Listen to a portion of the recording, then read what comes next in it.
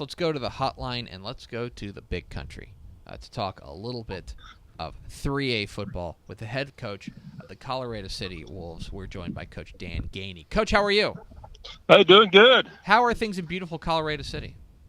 Well, actually, I'm in Big Spring right now Okay. at a district golf tournament. So, Okay. actually, a couple of clouds in the sky. We ain't seen one of those in about 5 months. So, Now I've got to ask you because this is one of the towns in Texas I always question myself when I say it out loud. How do you pronounce the town in which you coach? it is Colorado City. Thank you.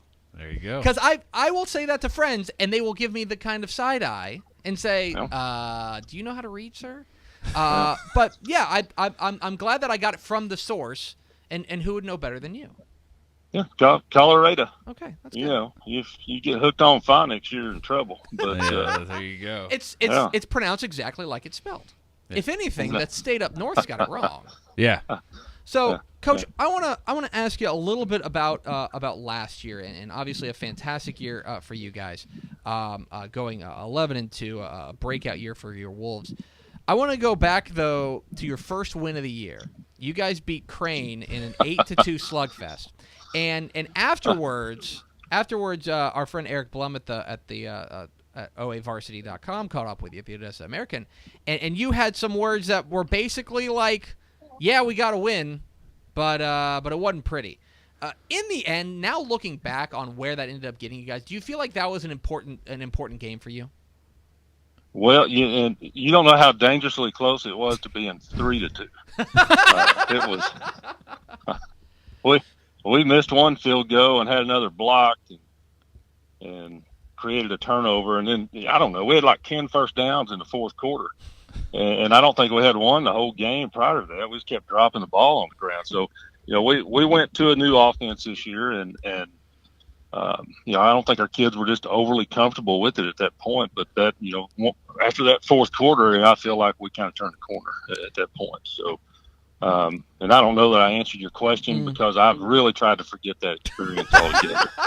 Yeah, listen. A win's a win. Although 8-2 is probably not one that you're going to hang on your get a team picture afterwards and hang in your office. So then I do want to ask you though, because obviously you're entering your 6th year there at Colorado City, and last year was the breakout year. Last year was the best year you guys have had there.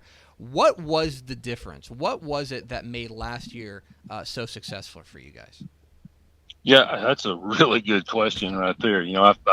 I think we've always tried to wrap ourselves around the concept of playing really good defense and controlling the football. And I think with as many kids as we had back on defense, and our defensive line just played exceptional last year. So we were able to make people, if they didn't big play us, which early in the year, Albany big played us a couple times, Christoval, our end a couple times. But other than those big plays, we kind of had people under control.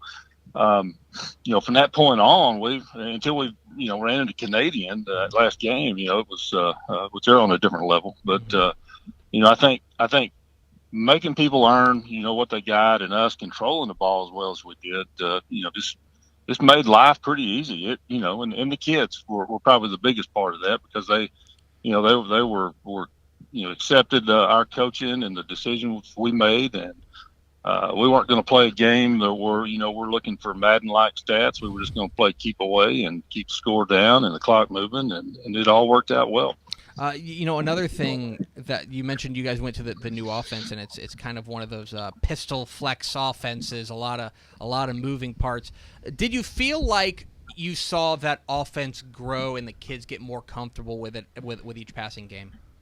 Yeah, no doubt. And I think and I say this to everybody, they don't believe me, but you come watch us run a track meet, you'll see we're not very fast, and I think if we had some speed, which we're getting a little faster now, so hopefully this coming year it'll pay a few more dividends. But I think their comfort level with it, the fact that most of our skilled guys are back, 3 of our linemen, so we're not going to be real deep, especially with our interior guys. But I think once we kind of get a little window of opportunity here before school's out to get back and try a couple more twists to it, that maybe it'll start better next year than where we were this year. Even though there were glimpses early on against Albany in the first half, we controlled the ball quite a bit, and Crane was another story. But the fourth quarter, kind of made everybody kind of sigh, had a little sigh of relief, and so. 2 years ago, we kind of messed with it. I didn't like anything about what we were doing, our timing. So, when I saw Gunter play in the state championship, I said, that's what we want to do, so we don't have to get rid of all of our spread stuff. So we went out and met with the Permian staff, Coach Felt, Coach Fortune, those guys, and I think we're going to go back and see them again and kind of compare notes, and maybe that'll help more. We're talking with Dan Gainey, the head coach of Colorado City Wolves, here on Texas Football Today. Get involved in the conversation, #TF Today. Coach, one of the guys, the trigger man for that offense is back, and Marcus Monroe, a guy who had a really nice junior year. When you're looking at him heading forward into 2018, is it fair to say that you're excited to see what he can do with another year in this offense? Yeah, I think so, and. Marcus played tailback for us as a sophomore, a very, very good downhill runner. And, I can't think of a better guy to have running our offense right now than him. He's not a flashy guy. He's pretty smart, and you're not going to solo tackle him very, very often. So, I definitely think, going into this next season with him having a year, that's really going to be beneficial. And you mentioned the defense, which it has been something that the Wolves have hung their hat on.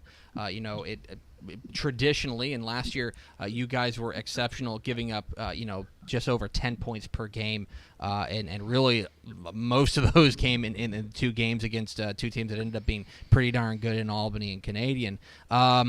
You've got a number of guys coming back, Jacob Munoz, David Ornelas rather, coming back. Overall, what's it going to take for you guys to continue this trend of being strong defensively? We've got to identify some, and like I said, we're pretty thin, especially with bigger guys. And, 3 of our 4 down linemen on the defensive side are graduating. So, finding some guys to fill those gaps is going to be pretty big. Jonathan McClure's our defensive coordinator, does a tremendous job, and he and his coaches they'll find somebody, but I know that, right behind them, we're going to have a lot of guys that have that extra year.